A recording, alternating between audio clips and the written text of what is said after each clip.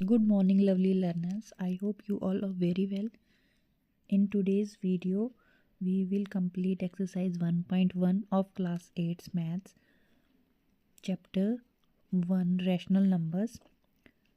Before starting our exercise, we have to know what are rational numbers. Rational numbers क्या होते हैं?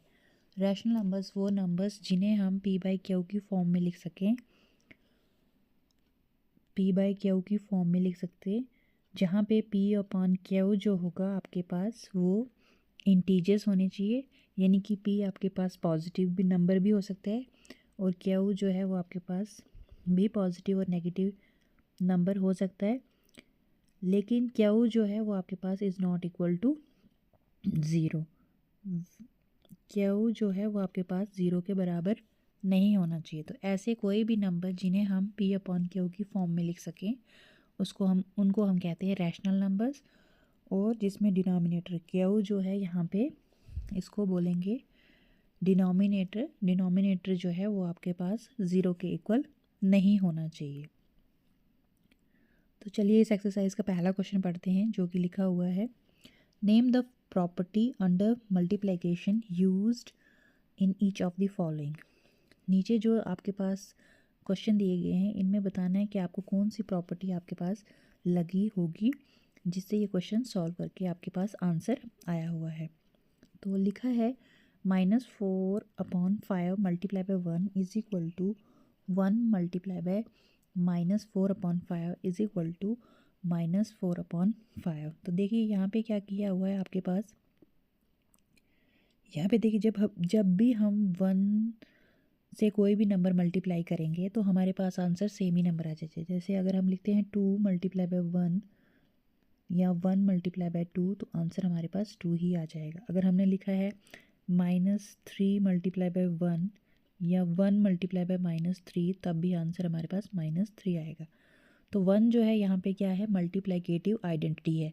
इसका मतलब कि जब भी हम 1 से किसी भी नंबर को 1 से मल्टीप्लाई करेंगे तो हमारे पास सेम ही नंबर आ जाएगा। तो यहाँ पे भी देखिए -4/5 को 1 से मल्टीप्लाई किया है और आंसर हमारे पास -4/5 ही आ रहा है।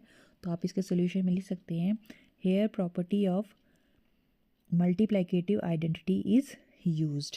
तो ये इसका सोल्यूशन बन जाएगा।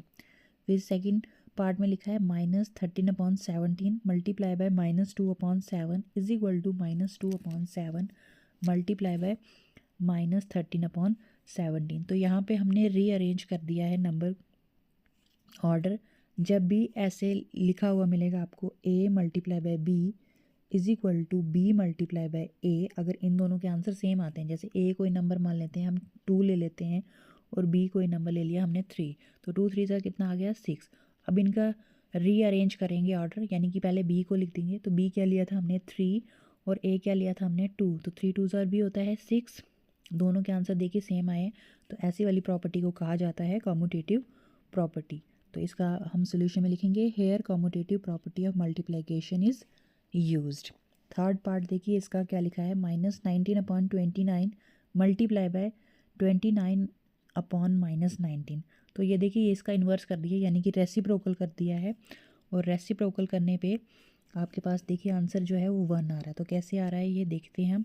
लिखा है -19/29 मल्टीप्लाई बाय 29/-19। देखिए 29 1 ज़ा 29 1 ज़ा 19 1 ज़ा और 19 1 ज़ा, 1 को जब 1 से ही डिवाइड करेंगे तो आंसर हमारे पास 1 ही आ जाएगा। तो इस प्रॉपर्टी को आप कहते हैं मल्टीप्लिकेटिव इन्वर्स। तो आप लिख सकते हैं यहाँ पे, here property of multiplicative inverse is used. इसी के साथ हमारा पहला क्वेश्चन खत्म होता है।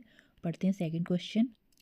लिखा है, tell what property allows you to compute 1/3 multiply by 6 multiply by 4/3 as 1/3 multiply by 6 bracket के अंदर है मल्टीप्लाई बाय 4/3। तो ये कौन सी प्रॉपर्टी, यहाँ पे आपके पास 3 रैशनल नंबर्स दिए हुए हैं। पहला है 1/3 मल्टीप्लाई बाय 6 मल्टीप्लाई बाय 4/3। जब 3 रैशनल नंबर्स को अगर हम मल्टीप्लाई करें और उनके आंसर सेम आ रहे हैं तो इस वाली प्रॉपर्टी को हम बोलते हैं एसोसिएटिव प्रॉपर्टी। चलिए देखते हैं पहले इनके आंसर सेम आते भी हैं कि नहीं।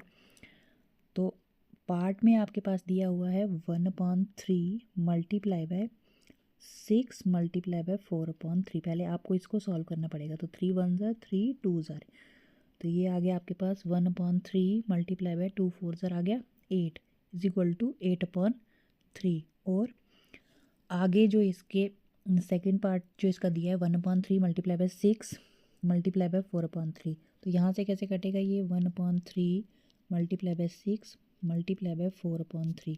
पहले इस वाली ब्रैकेट को सॉल्व करो। 3 1 ज़र 3 2 ज़र, तो ये आ गया 2 मल्टीप्लाई बाय 4/3, तो 2 4 ज़र आ गया आपके पास 8/3। देखिए दोनों कंडीशन में आंसर हमारे पास सेम ही आ रहा है।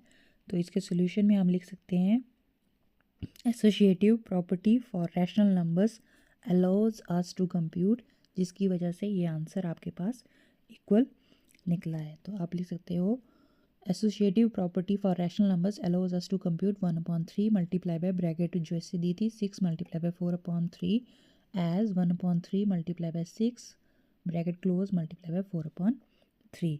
पढ़ते हैं इस एक्सरसाइज का लास्ट क्वेश्चन जो कि आपके पास लिखा हुआ है the product of to rational numbers is always a. क्या आएगा, पहले आप ले लीजिए कोई दो रैशनल नंबर, जैसे लिखते हैं हम 1/2 मल्टीप्लाई बाय 1/4 लिख दिया, तो इनके मल्टीप्लाई करने पर देखिए क्या आएगा। न्यूमरेटर को न्यूमरेटर के साथ मल्टीप्लाई करेंगे तो 1 1 1 ज़र 1 और 2 4 ज़र 8, तो आंसर देखिए 1/8 आया जो कि एक रैशनल नंबर है। तो आप इसका आंसर में लिख सकते हैं the product of to rational numbers is always a rational number. इसी के साथ हमारी ये एक्सरसाइज ख़त्म होती है। मिलते हैं नेक्स्ट वीडियो में। Thanks for watching.